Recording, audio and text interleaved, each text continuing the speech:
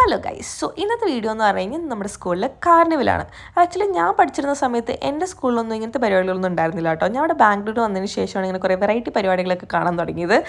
Basically എന്താ സംഭവം എന്ന് വെച്ച് കഴിഞ്ഞാൽ പിള്ളേർ ഒരു മാസമായിട്ട് കഷ്ടപ്പെട്ട് പഠിച്ച ഡാൻസ്, പാട്ട്, അങ്ങനത്തെ കുറേ സ്കിറ്റ്, അങ്ങനെ കുറേ പരിപാടികളൊക്കെ അവർ പാരൻസിന് മുമ്പിൽ പെർഫോം ചെയ്യും.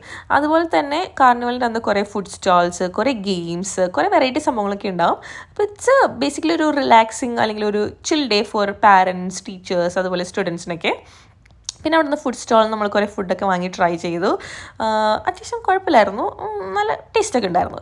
അത് നമ്മൾ പ്രോഗ്രാമൊക്കെ ആസ്വദിച്ച് പിള്ളേരൊക്കെ കഷ്ടപ്പെട്ട് പഠിച്ച് വന്ന ഡാൻസില്ലേ. അപ്പോൾ നമ്മൾ അവിടെ ഇരുന്ന് വൈപ്പ് ചെയ്ത് ഡാൻസൊക്കെ ഉണ്ട്, അവരെയൊക്കെ സപ്പോർട്ട് ചെയ്തു. നമുക്ക് ടീച്ചേഴ്സിന് ഡ്രസ് കോഡൊക്കെ ഉണ്ടായിരുന്നു, യെല്ലോ ആയിരുന്നു ഡ്രസ് കോഡ്. അപ്പോൾ നിങ്ങൾ കുറച്ച് പരിപാടിയൊക്കെ കാണും.